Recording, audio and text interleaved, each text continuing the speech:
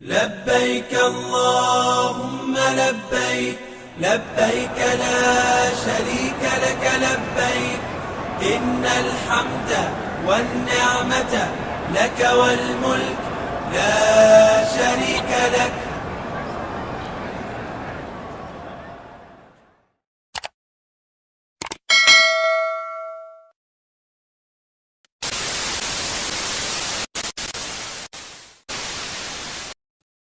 Assalamualaikum kaifa haluk. Assalamualaikum kaifa haluk. Assalamualaikum waalaikumsalam. Assalamualaikum kaifa haluk. Jawabannya bi khair ya. Nah, itu adalah cara kita, kaifa haluk itu adalah cara kita menanyakan kabar dalam bahasa Arab. Nah, sekarang Ustadz coba dalam 3 bahasa yang berbeda. Nah, bisa ya, bahasa Inggris, bahasa Indonesia, dan bahasa daerah atau bahasa Jawa ya. Nah, Ustadz coba. Assalamualaikum, how are you? Assalamualaikum, apa kabar? Assalamualaikum waalaikumsalam. Assalamualaikum, piye kabare?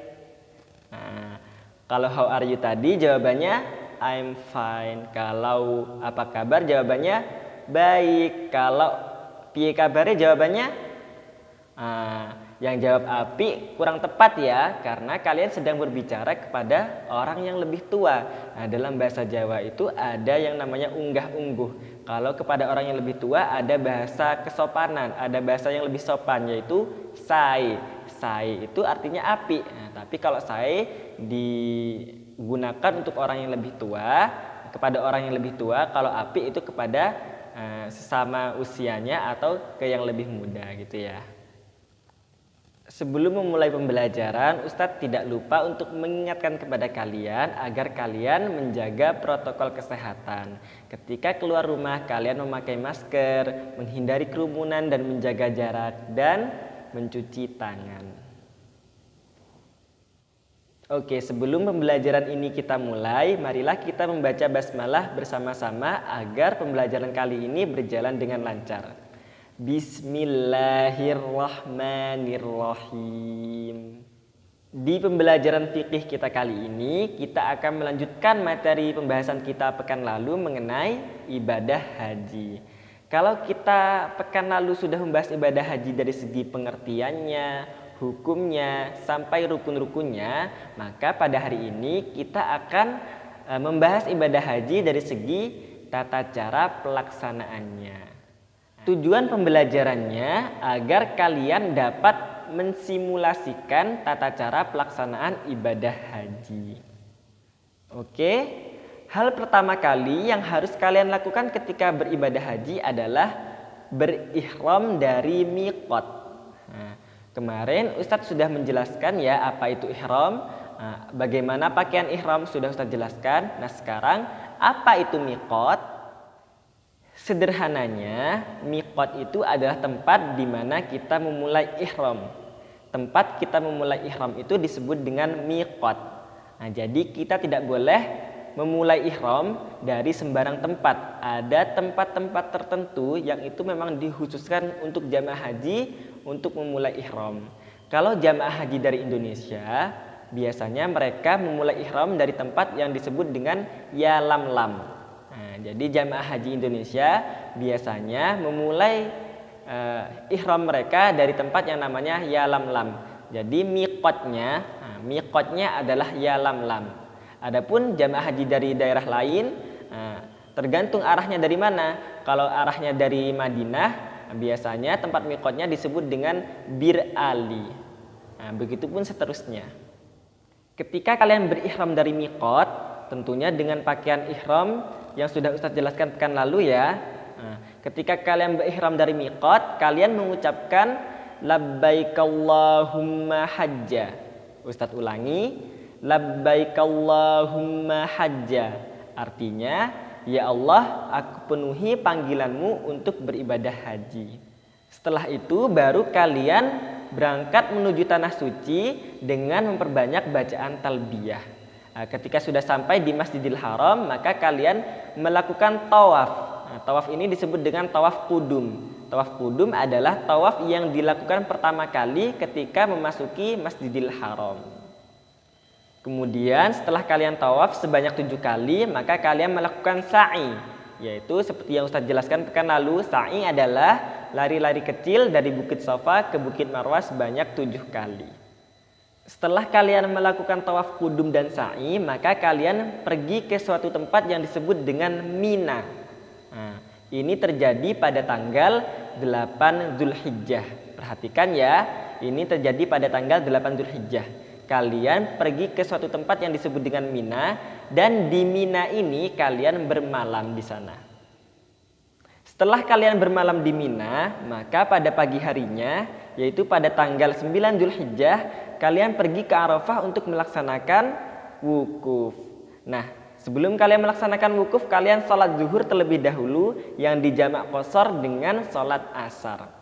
Nah, kalian wukuf dari ba'da zuhur sampai tenggelamnya matahari atau pada waktu maghrib. Jadi wukuf dilaksanakan pada ba'da zuhur sampai tenggelamnya matahari atau pada waktu maghrib. Nah, setelah kalian melaksanakan wukuf di Arafah pada tanggal 9 Zulhijjah dari ba'da zuhur sampai tenggelamnya matahari, maka setelah itu kalian keluar dari Arafah dan bermalam di suatu tempat yang disebut dengan Muzdalifah. Nah, setelah kalian bermalam di Muzdalifah, maka pagi harinya, yaitu pada tanggal 10 Zulhijjah, kalian pergi lagi ke Mina, dan di Mina kalian pergi untuk melempar jumroh Aqobah. Nah, jumroh ini semacam tugu ya. Di sana ada 3 macam jumroh. Ada jumroh Aqobah, jumroh ula, dan jumroh wusta. Di tanggal 10 Zulhijjah ini kalian melempar jumroh yang Aqobah saja. Kemudian setelah kalian melempar jumroh Aqobah, kalian bertahallul. Tahallul itu adalah kalian mencukur atau memotong rambut kalian. Nah, setelah kalian bertahallul atau mencukur rambut, kalian pergi ke Makkah untuk bertawaf kembali. Nah, tawaf yang satu ini disebut dengan tawaf ifadah. Setelah tawaf ifadah kalian bertahallul untuk yang kedua kalinya. Nah, kemudian kalian bermalam di Mina kembali. Setelah kalian bermalam di Mina, maka pada pagi harinya, yaitu pada tanggal 11 Zulhijjah, kalian pergi untuk melempar jumroh, yaitu jumroh ula, jumroh wusta, dan jumroh Aqobah. Setelah itu kalian bermalam di Mina lagi. Nah, itu bisa kalian ulangi pada tanggal 12 dan tanggal 13 Zulhijjah. Kemudian ketika kalian hendak pulang ke tanah air, kalian tawaf terlebih dahulu. Nah, tawaf ini tawaf yang terakhir disebut dengan tawaf wada, tawaf perpisahan. Setelah itu maka selesailah ibadah haji kita. Nah, demikian rentetan tata cara pelaksanaan ibadah haji. Nah, cukup panjang ya. Nah, agar kalian mudah mempelajarinya, berikut Ustadz sampaikan kesimpulannya. Jadi pertama yang harus kalian laksanakan ketika beribadah haji adalah berihram dari miqat. Nah, kemudian setelah itu kalian melaksanakan tawaf kudum. Setelah tawaf kudum kalian melaksanakan sa'i dan kalian menuju ke Mina untuk bermalam. Nah, ini terjadi pada tanggal 8 Zulhijjah. Setelah itu pada keesokan harinya, yaitu pada tanggal 9 Zulhijjah, kalian berangkat dari Mina menuju Arafah. Nah, di Arafah kalian melaksanakan wukuf. Nah, setelah wukuf di Arafah kalian bermalam di Muzdalifah. Kemudian setelah bermalam di Muzdalifah, keesokan harinya pada tanggal 10 Zulhijjah, kalian pergi ke Mina lagi dan kalian pergi untuk melempar jumroh Aqobah. Setelah itu kalian bertahallul untuk yang pertama kalinya. Setelah bertahallul kalian menuju ke Mekah untuk tawaf ifadah. Nah, setelah tawaf ifadah kalian bertahallul untuk yang kedua kalinya. Nah, setelah itu baru kalian pergi ke Mina lagi untuk bermalam. Nah, setelah kalian bermalam di Mina lagi, maka pada tanggal 11 Zulhijjah kalian pergi untuk melempar jumrah ula, wusta, dan Aqobah. Dan itu bisa kalian ulangi pada tanggal 12 dan 13 Zulhijjah. Baru setelah itu ketika kalian hendak pulang ke tanah air, maka kalian melaksanakan tawaf wada atau tawaf perpisahan. Nah, demikian kesimpulan pembelajaran kita kali ini. Nah, sekarang Ustadz punya satu pertanyaan buat kalian, yaitu apa rukun haji yang dilaksanakan pada tanggal 9 Zulhijjah? Ustadz ulangi, apa rukun haji yang dilaksanakan pada tanggal 9 Zulhijjah? Mudah kan ya pertanyaannya? Alhamdulillah, kita sudah menyelesaikan pembelajaran kita pada pagi hari ini. Nah, sekarang kita tutup pembelajaran kita dengan doa kafaratul majlis.